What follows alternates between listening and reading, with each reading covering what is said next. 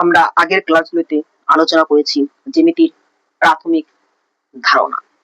এরপর আমরা ধীরে ধীরে আলোচনা করেছি বিন্দু, বিন্দু কয় প্রকার এবং রেখা, রেখা কত প্রকার এবং তার চিত্র সহ সবগুলো আমরা অঙ্কন করেছি এবং তোমাদেরকে বুঝিয়েছি। এরপরে আমরা লম্ব কাকে বলে, লম্ব কত প্রকার সেগুলো আলোচনা করেছি। রেখা অংশের বহিচ্ছেদ, বহিচ্ছেদ এবং পরস্পর ছেদ এই সম্পর্কে কিন্তু আমরা আলোচনা করেছি। আমাদের আজকের ক্লাস হলো কোণ।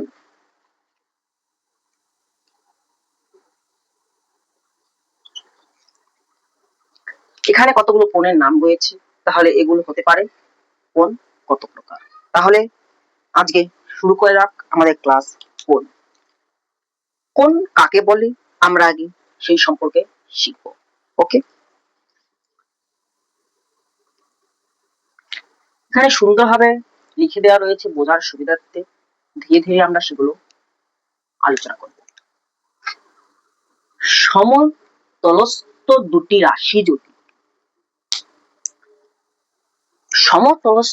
রাশি যদি একই প্রান্ত বিন্দু থেকে এবং যদি তাদের ধারক রেখা একই না হয়, ওকে, এখানে আমি দাঁড়ালাম। এখানে কি প্রশ্ন আসছে যে এখানে কি বলছে দেখো, একই প্রান্ত বিন্দু, তাহলে আমাদের বিন্দু সম্পর্কে কিন্তু আমাদের জানতে হবে। তাহলে এই যে বিন্দু, এই সম্পর্কে কিন্তু আমাদের জানতে হবে, সেই কারণে বিন্দু ক্লাসটা করা ইম্পর্টেন্ট। ওকে, এবং বলেছে এবং যদি তাদের ধারক রেখা একই না হয়, তাহলে স্যার এই যে রেখা আছে, তাহলে আমাদের কিন্তু রেখা সম্পর্কেও কিন্তু আমাদের জানতে হবে। বোঝা গেল যে আমাদের রেখা সম্পর্কে জানতে হবে। একই প্রান্ত না হয় তবে সাধারণ প্রান্ত বিন্দুতে তাদের সংযোগ একটি কোণ উৎপন্ন হয়েছে বলা হয়। তাহলে এটা তলস্থ দুটি রাশির যদি একই প্রান্ত বিন্দু, তাহলে আমি একই বিন্দু দিলাম, ওকে, প্রান্ত বিন্দু থাকে এবং যদি তাদের ধারক রেখা একই না হয়, বোঝা গেল ধারক রেখা একই হবে না, কিন্তু সাধারণ প্রান্ত বিন্দুতে তাদের সংযোগ একটি কোণ মিলিত হয়। ধরে নাও এই একটা রেখা,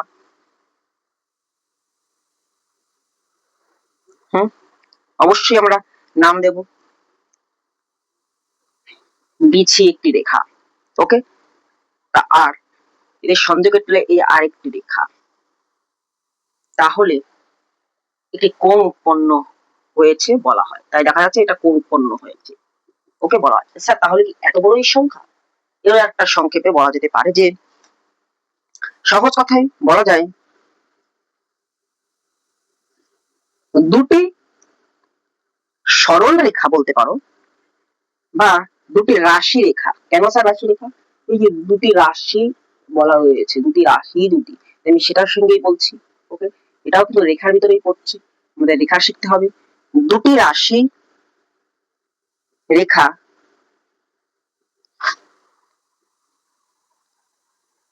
এক বিন্দুতে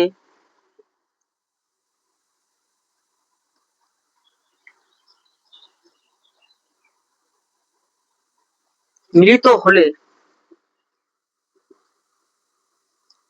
যে কোণ তৈরি হয়, ওকে, যেমন এই চিত্র অনুযায়ী এ বি সি একটি কোণ, ওকে স্যার। এই যে ডিটেলসে বলা রয়েছে এটা বোঝানোর জন্যই বলা হয়েছে, কিভাবে বোঝাচ্ছে সেটাই লিখে দিলাম যে সমতলস্থ দুটি রাশি যদি, এই যে সমতলস্থ দুটি রাশি, এই যে সেই দুটি রাশি, এই একটা রাশি, এই একটা রাশি, দুটি রাশি একই প্রান্ত বিন্দু থেকে এবং যদি তাদের ধারক রেখা একই না হয়, ধারক রেখা একই না, আলাদা, তবে সাধারণ প্রান্ত বিন্দুতে এই একটা বিন্দুতে কিন্তু তারা মিলিত হচ্ছে, তাদের সংযোগে একটি কোণ উৎপন্ন হয়। এই যে একটা কোণ উৎপন্ন হয়েছে, তখন তাকে আমরা কোণ উৎপন্ন হয়েছে আমরা সেটা বলি। এটাই কিন্তু বিভিন্ন বইতে বিভিন্ন রকম পড়া থাকবে, কিন্তু সহজ ভাষায় আমরা এভাবেই বলছি, সম্পূর্ণ আধাই বলছি। এবার এটা কোন কোণ সেটা আমাদের শিখতে হবে। এই কারণে এখানে আমাদের আরো বিভিন্ন কোণের নাম আমরা দিয়েছি। যেমন ধরো এখানে আমরা কি কত কোণের কত প্রকার, শ্রেণী বিভাগ বা প্রকারভেদ তোমরা বলতে পারো। এই রকম ডিটেলসে কোণ। ওকে, এখানে বিভিন্ন কোণের নাম দেওয়া রয়েছে, কিন্তু কোণের শ্রেণী বিভাগও তোমরা বলতে পারো। তাহলে এই কোণটা কোন টাইপের কোণ আমি সেটা তোমাদের বলতে চাচ্ছি। এটা কি কোণ স্যার? কোণ কত প্রকার রয়েছে দেখো। সমকোণ, সূক্ষ্মকোণ। ওকে, 1 নম্বর কোণ কি স্যার? সমকোণ। 2 নম্বর সূক্ষ্মকোণ, স্থূলকোণ, সরল কোণ, প্রবৃদ্ধ কোণ, বিপ্রতীপ কোণ, সন্নিহিত কোণ, সম্পূরক কোণ, পূরক কোণ, একান্তর কোণ, অনুরূপ কোণ এবং অন্তস্থ কোণ, এবং সর্বশেষ আসছে দেখো কি বহিস্থ কোণ। তাহলে স্যার সবগুলি আজকে আলোচনা করবো না, সবগুলি আজকে আলোচনা করবো। এইটি কি কোণ আমরা আগে সেটা শিখবো। দেখো এই কোণটি হচ্ছে দেখো সমতলস্থ রাশির যদি একই প্রান্ত, সেম ডেফিনেশন দিয়ে এটা আমাদের বলা হয়ে থাকে, কিন্তু সহজভাবে আজকে বলছি আমরা যে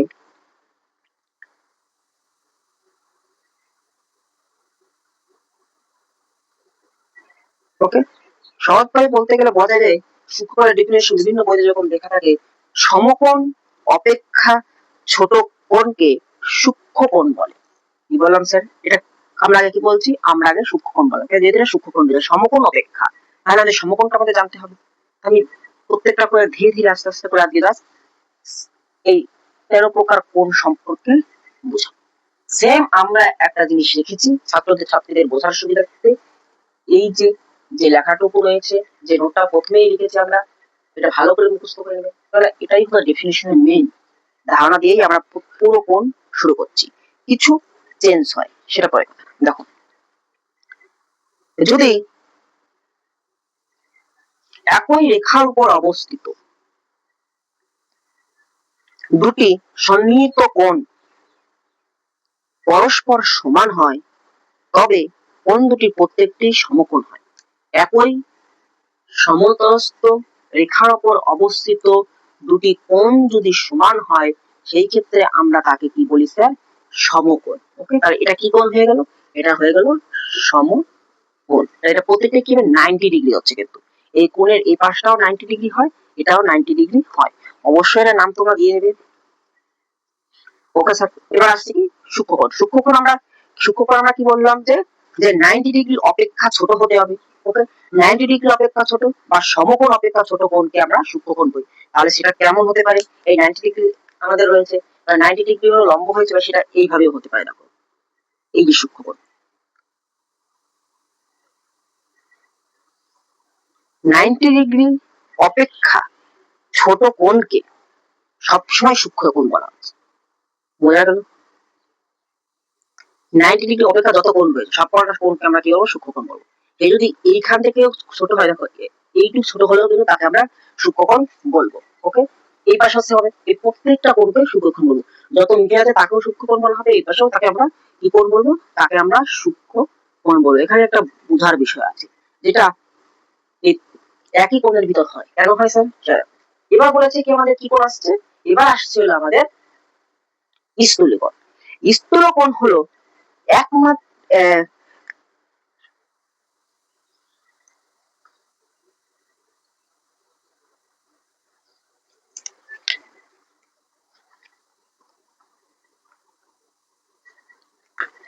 স্থূলকোণ কি বলছে দেখো, যে এক সমকোণ অপেক্ষা বড় কিন্তু দুটি সমকোণ অপেক্ষা ছোট কোণকে স্থূলকোণ বলে। এক সমকোণ অপেক্ষা বড় কিন্তু দুই সমকোণ অপেক্ষা ছোট কোণকে স্থূলকোণ বলছে। এক সমকোণ অপেক্ষা বড় কিন্তু দুই সমকোণ অপেক্ষা ছোট কোণকে আমরা স্থূলকোণ বলে থাকি। তাহলে এই যদি সূক্ষ্মকোণ হয়, এইখানটা দেখো এইখান থেকে জাস্ট এই যে একটু বড় হচ্ছে, দুই সমকোণ অপেক্ষা, এই যে কোণটা উৎপন্ন হবে না, এই কোণটাকে কিন্তু আমরা বলে থাকি কি? স্থূলকোণ।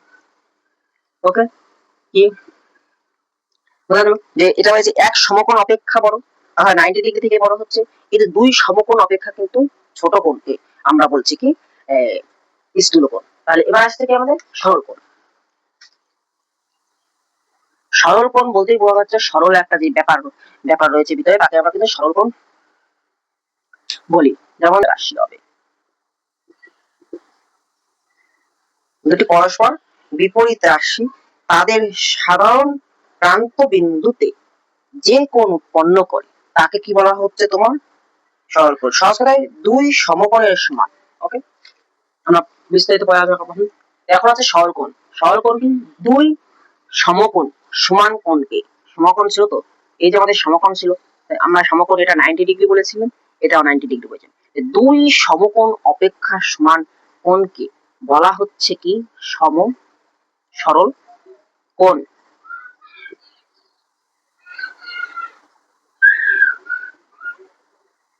ওকে, তাকে বলা হয় কি সরল কোণ। এবার সরল কোণের পর আসছে হলো প্রবৃদ্ধ কোণ। প্রবৃদ্ধ কোণ হলো 180 ডিগ্রি। কি বলছি 180 ডিগ্রি বা দুই সমকোণ অপেক্ষা বড়।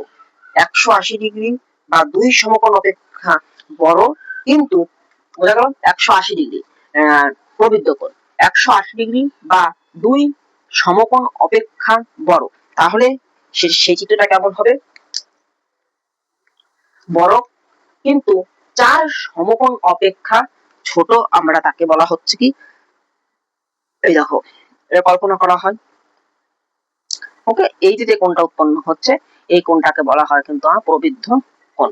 এর শর্ত কি দেখো, এর শর্ত হলো আগেরটা স্থূল কোণের সঙ্গে এটা হলো দুই সমকোণ অপেক্ষা বড় কিন্তু চার সমকোণ অপেক্ষা ছোট কোণকে আমরা প্রবৃদ্ধ কোণ বলি। বিপরীত কোণ হলো দুটি সরল রেখা পরস্পর ছেদ করলে যে কোণ উৎপন্ন হবে তাকে কিন্তু আমরা বিপরীত কোণ বলি। দেখো দুটি সরল রেখা পরস্পর ছেদ করলে যে চারটি কোণ উৎপন্ন হয়, এই একটা কোণ উৎপন্ন হচ্ছে, এই একটা কোণ উৎপন্ন হচ্ছে, এই একটা কোণ উৎপন্ন হচ্ছে, দেখো এই একটা কোণ উৎপন্ন হচ্ছে। যে চারটি কোণ উৎপন্ন হয় তাদের একটির বিপরীত কোণকে প্রথমটির বিপরীত কোণ বলে। একটির যে বিপরীত কোণ আসবে তাকে প্রথমটির বিপরীত কোণ বলে। ওকে, একটির বিপরীত কোণকে প্রথমটির কি কোণ বলে স্যার? বিপরীত কোণ বলে। হ্যাঁ, তাহলে এই চিত্র অনুযায়ী আমাদের কি লিখতে পারি আমরা এখানে লিখতে পারি কোণ AO CO, কোণ BO D পরস্পর বিপরীত কোণ। আবার লিখতে পারি AO BO কোণ COD পরস্পর বিপরীত কোণ। এরপর আসছে কি বিপরীত কোণের পর সন্নিহিত কোণ।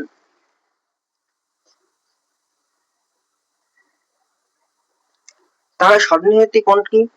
দুটি কোণের যদি একটি সাধারণ বাহু, দুটি কোণের এই দেখো একটা কোণ হলো, বা এখান দিয়ে আমি আরেকটা দিয়ে দিচ্ছি, এই দুটি কোণের যদি একটি সাধারণ বাহু এবং একটি শীর্ষবিন্দু, এই যে দুটি কোণের একটি সাধারণ বাহু হচ্ছে, এটা হচ্ছে সাধারণ বাহু হলো সাধারণ বাহু এবং একটি মাত্র শীর্ষ বিন্দু হয়, তবে এই কোণকে আমরা বলে থাকি সন্নিহিত কোণ। ওকে, কি হলো যে দুটি কোণের সাধারণ দুটি কোণের একটি শীর্ষবিন্দু হবে, একটি সাধারণ বাহু হবে এবং একটি শীর্ষবিন্দু হবে, তাকে আমরা সন্নিহিত কোণ বলি। এই যে সাধারণ বাহু হয়েছে কিন্তু, একে আমরা সন্নিহিত কোণ বলি। তাহলে চিত্র অনুযায়ী আমরা কি কি লিখতে পারি? দেখো এখানটায় এ বি সি ও সি বি ডি সন্নিহিত কোণ। এরপর আসছে হলো তোমার সম্পূরক কোণ। সম্পূরক কোণ কি বলেছে দেখো, সম্পূরক কোণ বলছে হলো যে যদি দুটি কোণের ডিগ্রি পরিমাপের সমষ্টি অথবা দুটি কোণের ডিগ্রি 180 ডিগ্রি হয় তবে কোণ দুটি একে অপরের সংখ্যা। এখানে দুটি কোণ, সেই দুটি কোণের যদি ডিগ্রি যদি 101, দুটি কোণ হলো এই একটা কোণ এই একটা কোণ, তো এই দুটি কোণের যদি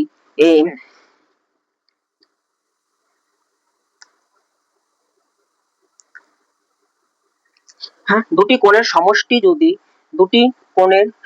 যদি 180 ডিগ্রি হয় তখন তাকে আমরা বলি হলো সম্পূরক কোণ। তাহলে কি সমকোণ বা সরলকোণ যেটা বললাম, হ্যাঁ সেম, কিন্তু সরলকোণের ক্ষেত্রে বা আমরা যেটা দেখলাম সমকোণের ক্ষেত্রে 180 ডিগ্রি হচ্ছে, এটাও কিন্তু 180 ডিগ্রি দেখাটা সত্য কি দুটি কোণের যোগফল কিন্তু আমাদের 180 হতে হবে। এটাও কিন্তু দুটি কোণের যোগফল 180 হচ্ছে, সেই ক্ষেত্রেই হবে কিন্তু। এবার এভাবে করে দেখো কোণ, যে এখানটা যে কোণই থাকুক কিন্তু তার যোগ করে কিন্তু তাকে আমাদের 80 বানাতে হবে। এটা 90 ডিগ্রি ছিল, তুমি এখানে হিসাব করে দেখো দুটি কোণ যদি যোগ করলে যদি যার যোগফল সমষ্টি যদি সমান 180 ডিগ্রি হয়, সেই ক্ষেত্রে কিন্তু তাকে আমরা সম্পূরক কোণ বলবো। হয়ে গেছে। হচ্ছে পূরক কোণ। তো পূরক কোণ কি বলেছে দেখো, দুটি কোণের ডিগ্রির পরিমাপ যদি দুটি কোণের ডিগ্রির পরিমাপ বলেছে, যদি দুটি কোণের ডিগ্রির পরিমাপ 90 ডিগ্রি হয় তবে কোণ দুটি একটি অপরকে পূরক হবে। দেখো দুটি কোণের সমষ্টি যদি 90 ডিগ্রি হয় সেই ক্ষেত্রে একটি অপরটিকে বলা হচ্ছে পূরক কোণ। 90 ডিগ্রি হতে হবে। ওকে, এই কোণটা ধরো 45 ডিগ্রি, এই কোণটা 45 ডিগ্রি, সেই ক্ষেত্রে কি হলো 90 ডিগ্রি। এবার দেখো আর একটা হতে পারে যে তোমার একটা কোণ হয়ে গেল 60 ডিগ্রি, আর একটা হয়ে গেল 30 ডিগ্রি। ওকে, যদি একটা কোণ হয় 45, 60 ডিগ্রি, আর একটা হলো 30 ডিগ্রি, এটাও কি হবে, এটাও কিন্তু হয়ে যাচ্ছে পূরক কোণ হয়ে যাচ্ছে, কারণ এদের যোগফল কি বলেছে, এদের যোগফল আমাদের হচ্ছে 90 ডিগ্রি। ওকে, এটা হচ্ছে একান্তর কোণ।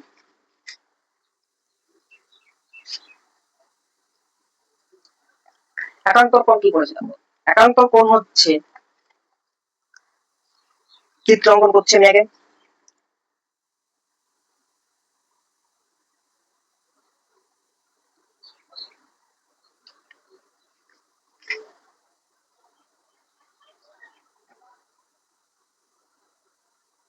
যে দেখো একান্তর কোণ হলো দুটি সরল রেখা, দুটি সমান্তরাল সরল রেখাকে যদি একটি বা অন্য কোনো একটি সরল রেখা ছেদ করে, ওকে স্যার ছেদ করে সেটা কি হলো, তাহলে এখানে কোণ উৎপন্ন হচ্ছে। কিন্তু যে আগে আমি নাম্বারিং করে দিচ্ছি, দেখো এই যে A B C D E F. Okay, এবার এই দেখো একটা কোণ উৎপন্ন হচ্ছে জি, আর এই একটা কোণ উৎপন্ন হচ্ছে। আমি এই পাশে কেন দিলাম না স্যার, প্রশ্ন হতেই পারে, এই একটা কোণ উৎপন্ন হচ্ছে। ওকে, এই একটা কোণ হচ্ছে এম পি, কেন স্যার এমপি দিলাম কারণ আছে। দেখো যে কি বললাম, যে দুটি সমান্তরাল সরল রেখা কে যদি একটি সরল রেখার সমান ছেদ করে তাহলে রেখার উভয় পাশে দুটি রেখার দুই পাশে যে কোণ উৎপন্ন হয় তাদের প্রতিটি কোণের উপর রেখার সাথে ছেদকারী অপর কোণ বিপরীতমুখী হয়। গেল, দেখো যে দুটি সমান্তরাল সরল রেখাকে একটি সরল রেখা ছেদ করলো, এই যে ছেদকারী রেখা, এই রেখার সঙ্গে এই কোণের বিপরীত কোণ হবে। বলা গেল বিপরীত কোণ বোঝানো হয় এই কোণ, এই কোণের বিপরীত কোণ, তাই এ জি এইচ ও ডি এইচ জি পরপর একান্তর কোণ হতে পারে। আর ঠিক উল্টো দেখা যেতে পারে B G H O C H G, এটি পরপর বিপরীত ছেদকারী কোণের কোণকে বলা হয় একান্তর কোণ, পরস্পর একান্তর কোণ। এই যে ছেদ করেছে, ছেদ করার বিপরীত কোণ হয়, সেই বিপরীত কোণকেই বলা হয় একান্তর কোণ। এবার হচ্ছে কি একান্তরের অনুরূপ কোণ। অনুরূপ কোণ, অনুরূপ ক্ষমতায় যে দুটি সরল রেখাকে যদি একটি সরল রেখা ছেদ করে, সেম ডেফিনিশন সেম পুরো, এ ছেদ করছে, নাম তোমরা সেম লিখে দিতে পারো।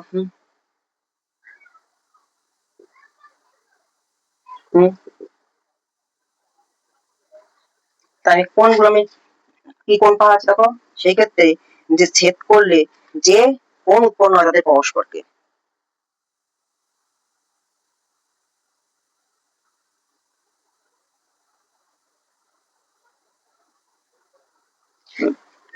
দুটি সমান্তরাল সরল রেখাকে একটি সরল রেখা ছেদ করলে তাদের ছেদ করা হয়ে যাওয়ার পর ছেদকারী রেখার সঙ্গে যে কোণ উৎপন্ন হয় সেই কোণকে বলা হচ্ছে কি অনুরূপ কোণ।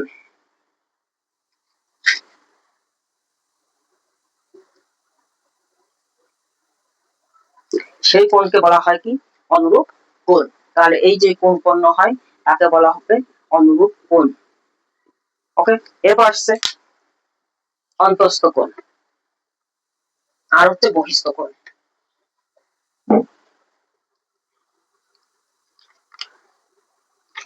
অন্তস্থ কোণ কি? কোন তরলের অভ্যন্তরের বাহুগুলো যে কোণ উৎপন্ন করে, এই দেখো এই যে ভিতরে যে ত্রিভুজের ভিতরে যে কোণগুলো উৎপন্ন হয়, আমরা ত্রিভুজ সম্পর্কে আমরা শিখবো অবশ্যই, তখন যে কোণ উৎপন্ন হবে সে কি কোণ উৎপন্ন হয় সেটা এই কোণ সম্পর্কে ক্লাসে জানতে পারবে। এই যে কোণ উৎপন্ন হয় ভিতরে তাকে বলা হয় তোমার অনুরূপ কোণ, তাকে বলা হচ্ছে অন্তস্থ কোণ। অন্তস্থ কোণ। এবার স্যার বহিস্থ কোণ কাকে বলা হচ্ছে? এই যে ত্রিভুজ রয়েছে এর বাইরে যে কোণ উৎপন্ন হয় তাকেই বলা হয় বহিস্থ কোণ। তাহলে বোঝা গেল কোণ সম্পর্কে। তাহলে স্যার এটাই কি পুরো কোণের ক্লাস? না, এটা হলো জাস্ট কোণের প্রকারভেদ চিত্র সহ আলোচনা করা। ওকে, এরপর আমরা ধীরে ধীরে ক্লাসগুলো করব। কোণের ক্লাস এখানেই শেষ।